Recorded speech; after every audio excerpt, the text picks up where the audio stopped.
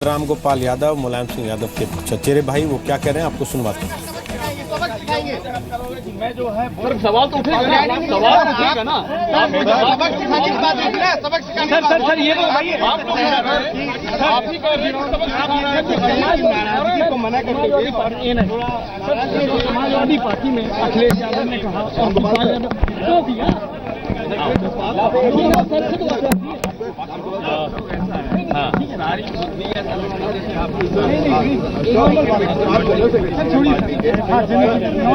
नहीं नॉर्मल आपके लिए काफी इम्पोर्टेंट है सबसे ज्यादा इम्पोर्टेंट फीस है सर समाजवादी पार्टी के लिए। पिछली बार प्रोफेसर साहब क्या रहेगा माहौल रहेगा 300 सीट जीतने का। नोट कर लो 300 सीट जीते सर, लेकिन जो समाजवादी पार्टी में इन फाइटिंग चल रही है वो फाइटिंग नहीं, कोई इन फाइटिंग नहीं। We are winning all the 3 in Etaba, all the 4 in Mainpuri, all the 3 in Auraiya, all the 4 in Farrukhabad. So far as I have seen. तीसरा चरण पहले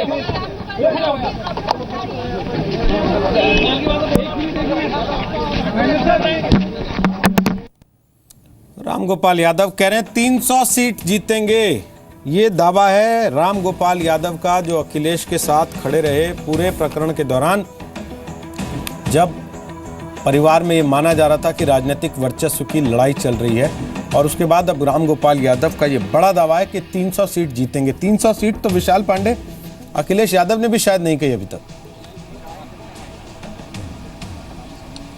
नहीं रोहित जी, अगर गठबंधन के बाद से अगर उनके बयानों को देखेंगे तो ये लोग हालांकि 300 सीट का दावा ज़रूर कर रहे हैं, लेकिन राह इनकी इतनी आसान नहीं है जितनी तेज़ी के साथ राम गोपाल यादव इस बात का दावा कर रहे हैं। फिलहाल सफाई में इस बात को शायद राम गोपाल यादव भी जानते होंगे। हालांकि आज जहां वोटिंग हो रही है वो यादव परिवार का गढ़ माना जाता है। यादव परिवार वहां से लगातार जीतता आ रहा है, जिसको वो टिकट दे देते हैं वो विधायक बन जाता है।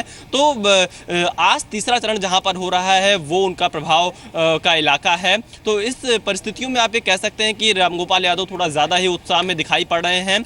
लेकिन यहाँ पर कई फैक्टर्स इस बार चुनाव में हैं जो उनके घर में ही उनको चुनौती दे रहे हैं। भले राम गोपाल यादव यहाँ पर 300 सीट का दावा कर रहे हैं, लेकिन उनके चचेरे भाई शिवपाल यादव जो कि जसवंत नगर से चुनाव लड़ रहे हैं, वो कहीं ना कहीं ज़रूर डंट करने की कोशिश कर रहे होंगे, क्योंकि कई ऐसे प्रत्याशी जिनका टिकट समाजवादी पार्टी ने काटा है वो छोटे छोटे दलों से चुनाव लड़ रहे हैं, मैनपुरी, इटावा, फिरोजाबाद की कई सीटों पर। तो कहीं ना कहीं इन फाइटिंग ज़रूर यहाँ पर हावी होगी इस वोटिंग में। और सबसे ज़्यादा यही इम्पॉर्टेंट होगा कि मैनपुरी, इटावा, कन्नौज, फर्रुखाबाद और औरैया, जिन ज़िलों का नाम राम गोपाल यादव ने लिया है, क्या इन ज़िलों का प्रदर्शन दोबारा समाजवादी पार्टी दोहरा पाएगी, क्योंकि इन्हीं ज़िलों से अखिलेश यादव की अग्नि परीक्षा होनी है और यहीं से अखिलेश के आगे का सफ़र तय होना है।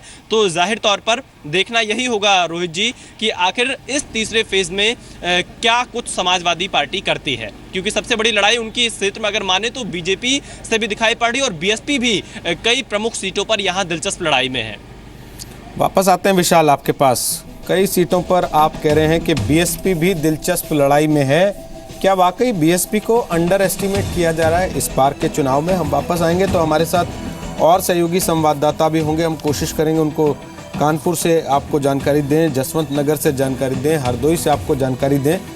ये देखिए, ये वो लोग हैं जिन्होंने वोट डालने के बाद अपनी सेल्फी हम तक पहुंचाई है। उनकी तस्वीर देख सकते हैं आप इस वक्त टेलीविजन स्क्रीन पर, और यहाँ आपकी तस्वीर भी हो सकती है। अगर आज आपका वोटिंग का दिन है तो फिर टीवी छोड़िए, ठंड का डर छोड़िए, बिस्तर से निकलिए, बाहर जाइए और मतदान के इस उत्सव में, चुनाव के इस त्योहार में हिस्सा लीजिए और फिर अपनी सेल्फी हमें भेज दीजिए।